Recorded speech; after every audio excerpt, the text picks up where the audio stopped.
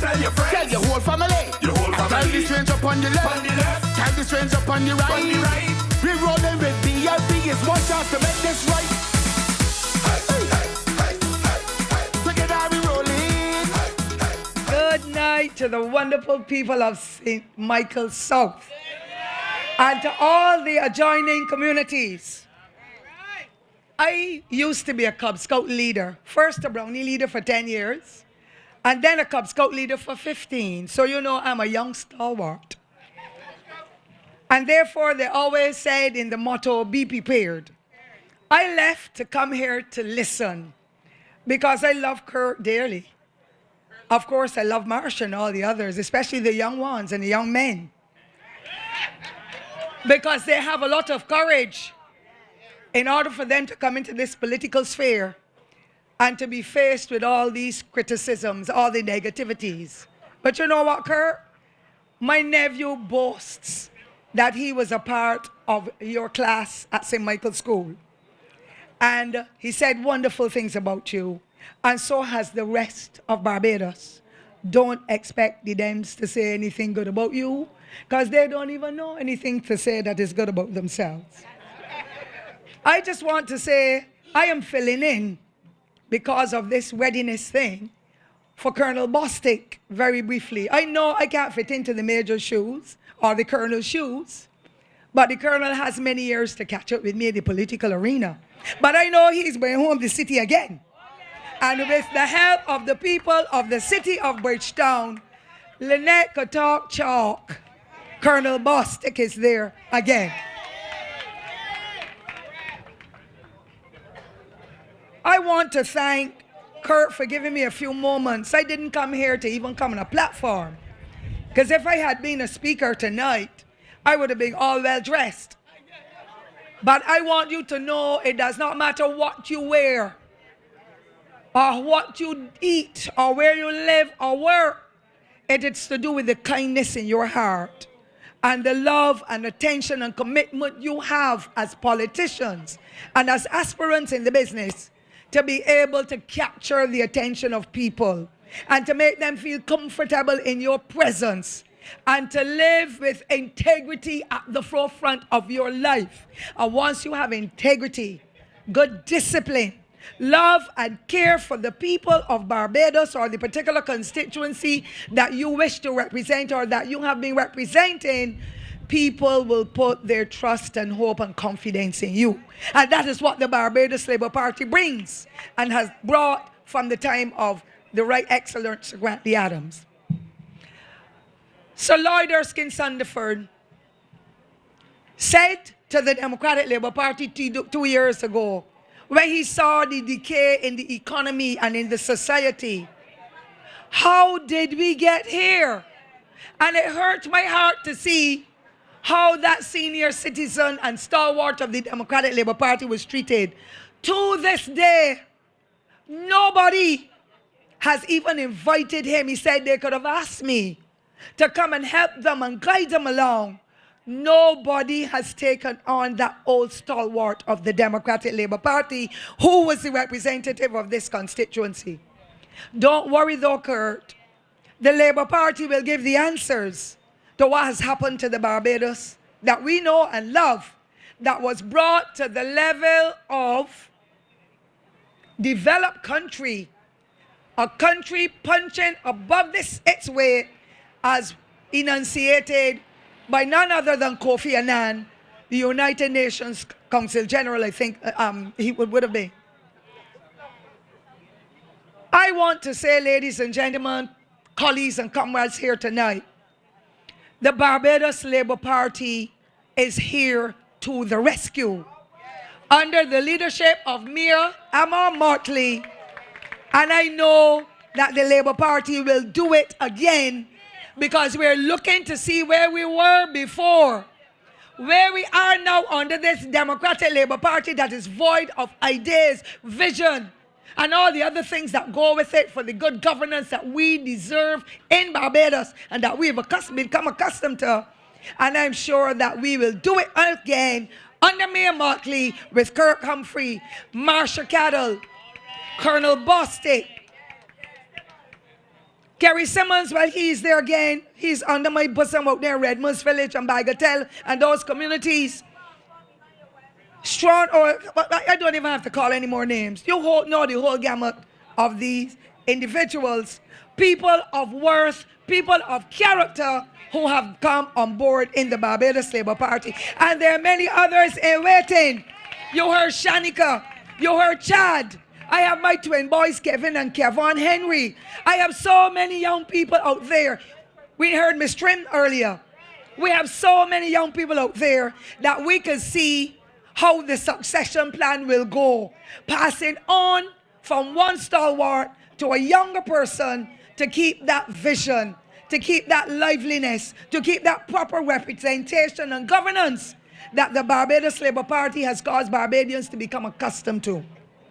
I want to say as well, comrades all,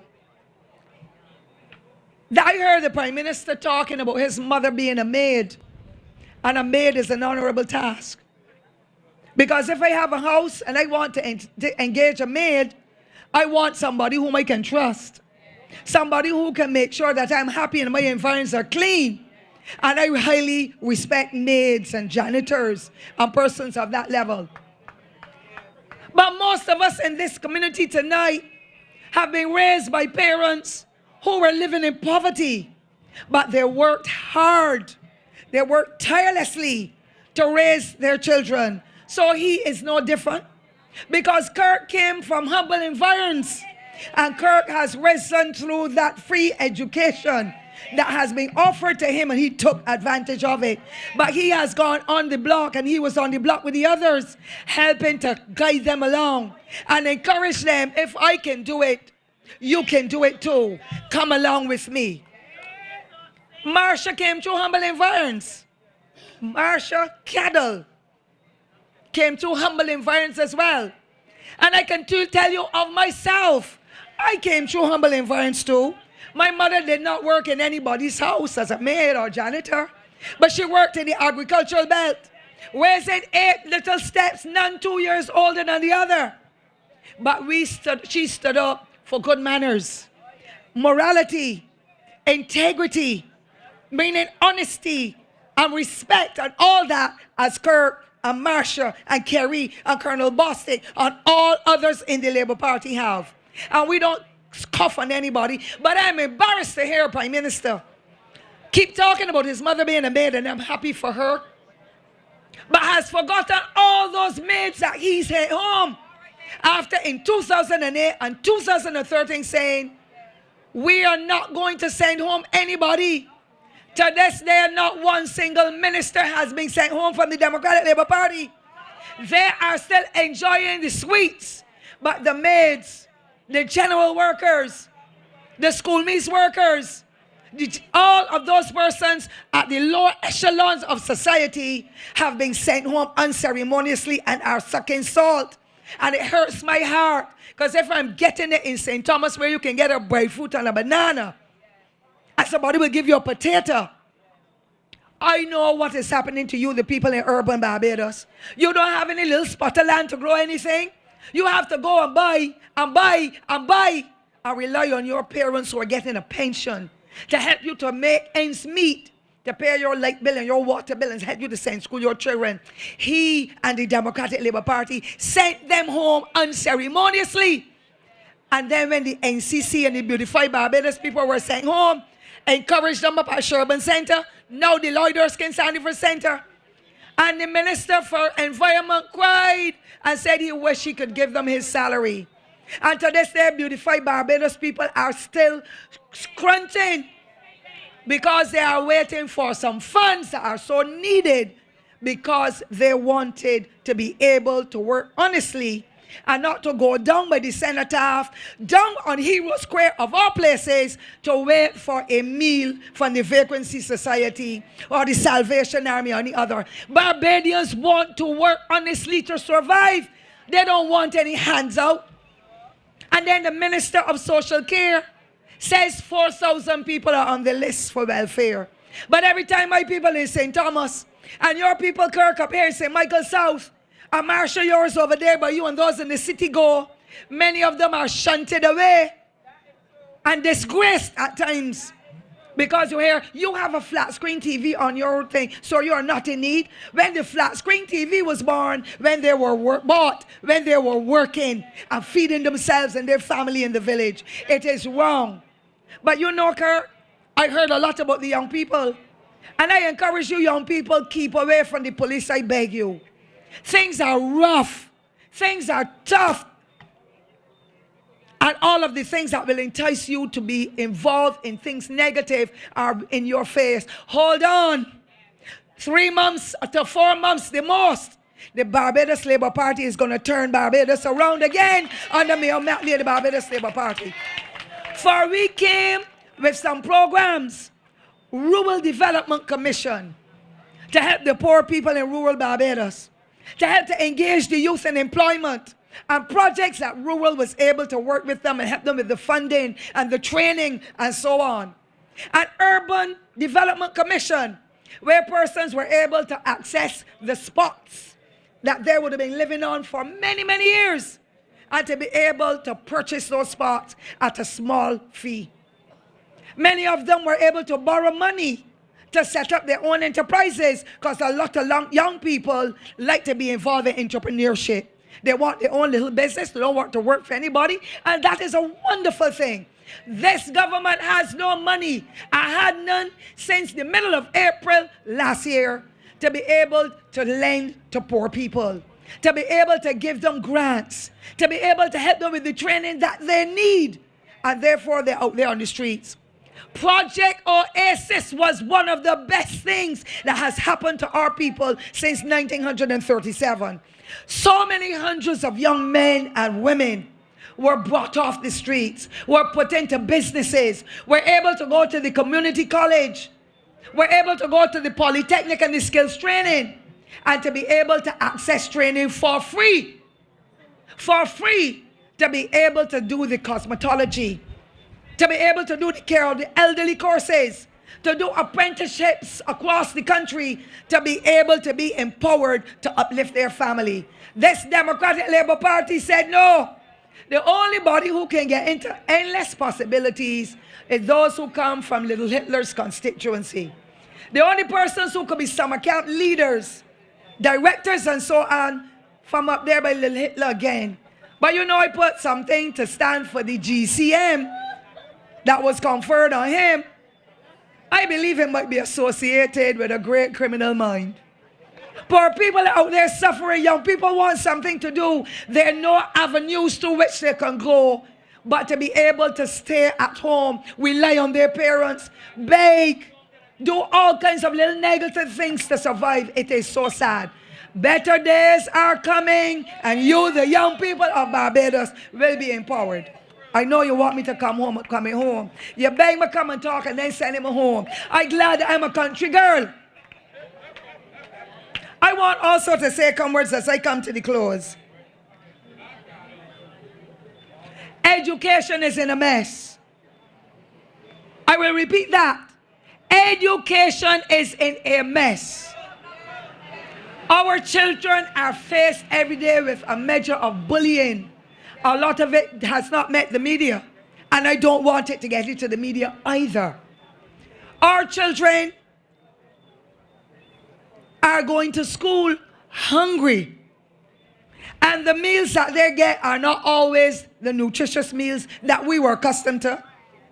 So many problems in our schools. Many of them don't have textbooks, whether they are secondary or primary. For you to prepare your children with textbooks at the beginning of September at primary, look for $300 up front. For the workbook, for the exercise book, you name it. It is a heavy cost. And if you have 3 children at primary, look for $1,000. But you know this wicked Democratic Labour Party government knew that our maids and our people at the lower echelon of society in the working system were given $750 every year as a reverse tax credit because they did not meet that threshold to pay the NIS. And this government came and said for 6 months, we're going to raise it to $1,300. You know, for the last 4 years, not a blind saint, that money is what parents used to start them up in August, to buy the school clothes and to prepare their children. This government that says they care, they're loving people, damn lying people, treating poor people as badly as ever and expects them to vote for them. But I conclude, I can't talk about unemployment now. I can't go in depth to the education system. I can't talk about the aged, whom my girlfriend got a pension check, dated the 18th of December. And a letter accompanied the check. 2 checks came in one. So if it were a non-contributory pension of about $310 every 2 weeks, it came with $600 or $700 for the 2 weeks and one check the week before leading into Christmas. And you know, I tell you the truth, I do not speak lies. I am not like Dennis the Menace and that crowd. I don't believe in that. And that little old lady's letter said, do not go to any post office with these checks. Marsha, you know what I'm talking about.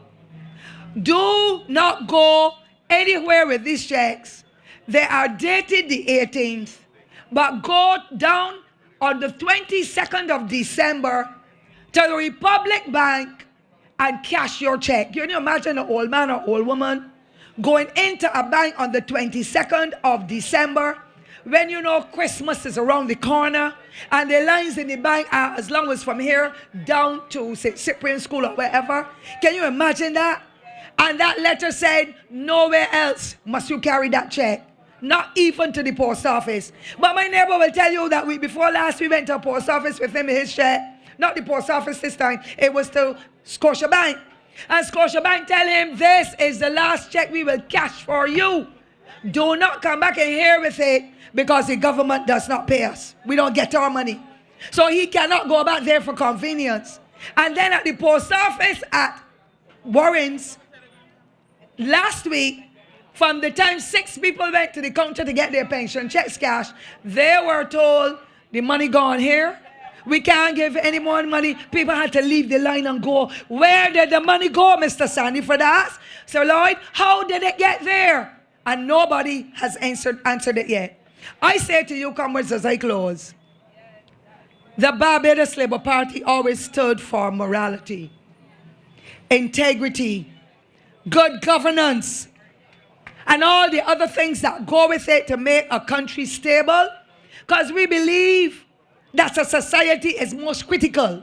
And once you stabilize your society and you have people with integrity carrying it forward, then the economy will grow because confidence will come. Nobody will be saying that body is a thief, that body is a criminal. We've not heard that in the Barbados Labour Party in our 14 years.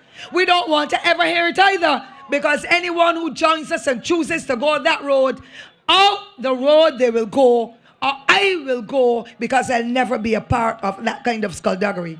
And so I say to you, our covenant of hope explains all of what we will stand for in a new government. And our leader, Mayor Motley, has been tried and tested. And the prison burning alone will tell you how she knew how to manage.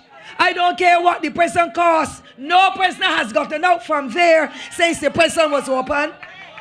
But every day after the prison was burnt, Mayor Motley, as the Attorney General, said to the people of Barbados at 9 every morning, at 12:30 every afternoon, and at 4:30, an up-to-date press conference, this is where we are, this is where we were, so on and so forth, and this is where we will be, because she had to allay the fears of the public of Barbados that the prisoners are safely put away during the interim, and that we had plans. Nothing so from this Democratic Labour Party and that sewage project.